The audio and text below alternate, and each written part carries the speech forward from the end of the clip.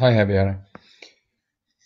Okay, some good stuff here. A little bit repetitive at times. I'm going to run you through it just with some suggestions of how you might improve it, okay? Chick flick has a hyphen in it. A rich high school student who tries, yeah. Paramount needs a capital P here. I don't think this is performed by Kim Wilde. I think it is her song, but you might want to just say who the artist is. It's also not used throughout. It's only used at the beginning of this sequence. So, for example, during the fashion sequence, it's David Bowie singing fashion. So you need to be specific when you're describing what's going on. I would also say that yes, it's cartoony, but there are also cartoon sound effects going on here. And I don't think this connotes that it's a chick flick. I think it establishes a sort of playful tone. Yeah, that this is not. It's more that it established that it's going to be a comedy than a chick flick, I'd say.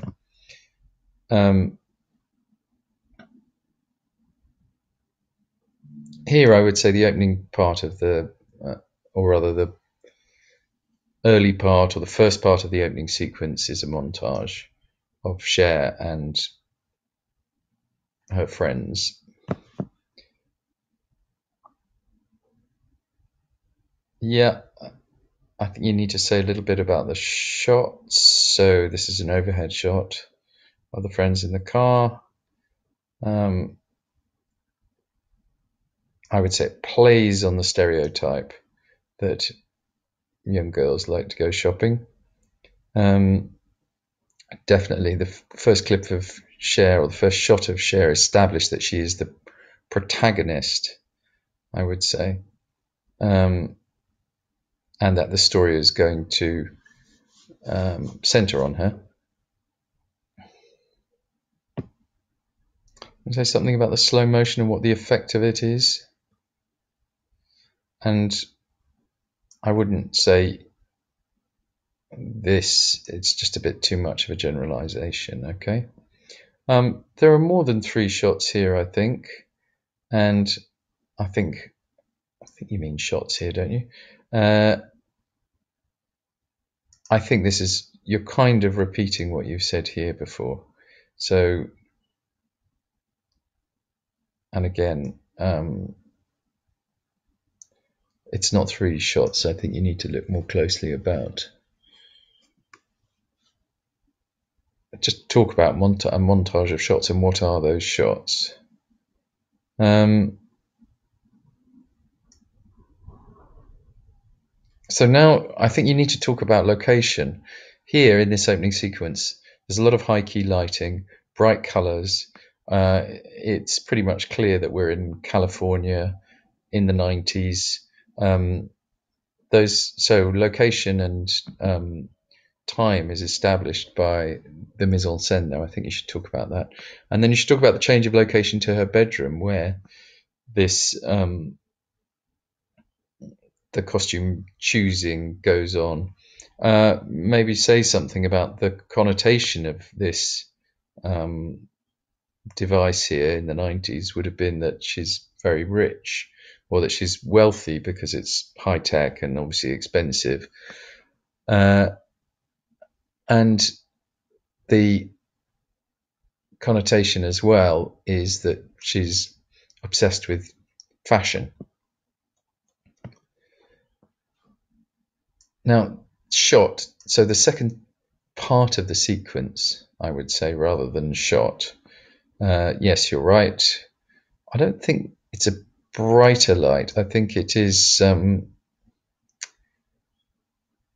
It's an interior, and it's rather less cartoony. It has a feel of a more realistic feel to it.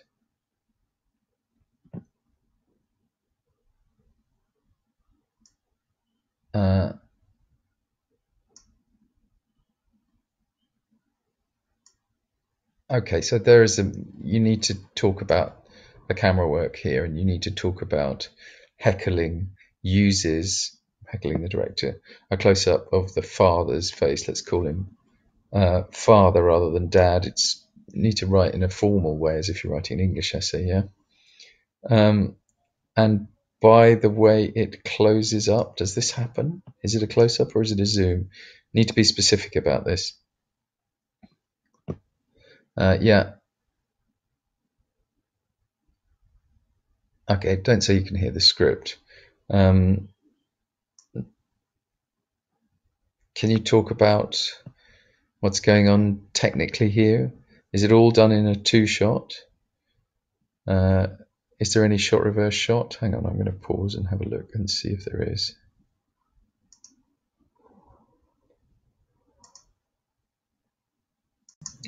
Yeah, there is shot reverse shot in there, so I think you need to talk about that. The other thing I should have said already is that the voiceover, whenever it kicks in, you need to talk about.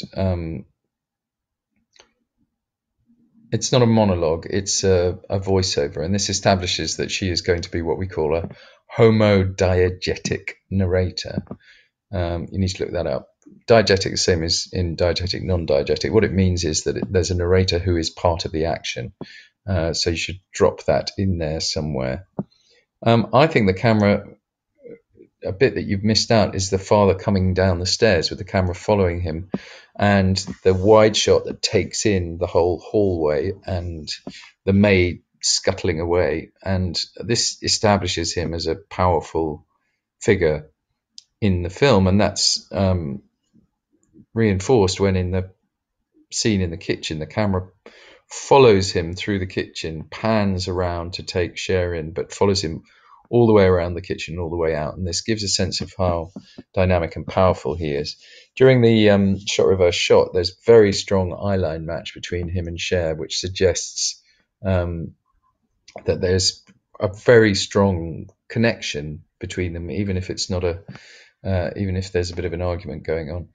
And you can talk about the connotation of the Jews, that it's clear here that he doesn't have a partner, that Cher is trying to look after him. So there's a lot of subtext going on in this scene that the heckling is trying to establish here. Also, of course, a very strong contrast between the costumes. It fits in with the voiceovers suggesting he's a litigator, very serious, and she's much more frivolous.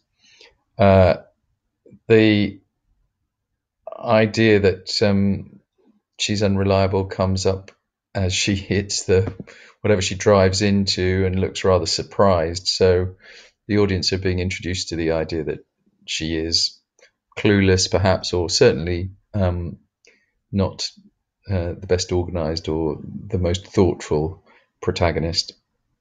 I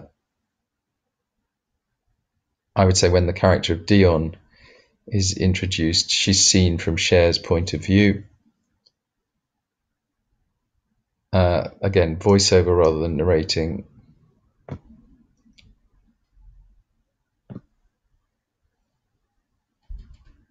Yeah, I think you're trying to bring this out too much. I mean, you might want to say that there's still in the voiceover, she makes that comment about her courageous fashion choices, which is a kind of little ironic message to the audience that Cher has a edge of a critical edge, if you like. Don't say there isn't much speech acting. Don't just list the shots that you've got there. I think here, if you're going to analyse what the montage does, you need to talk about establishing establishing tone, establishing genre, creating an atmosphere that makes the audience want to carry on watching. I'm going to run out of time, so I'm going to record another one now.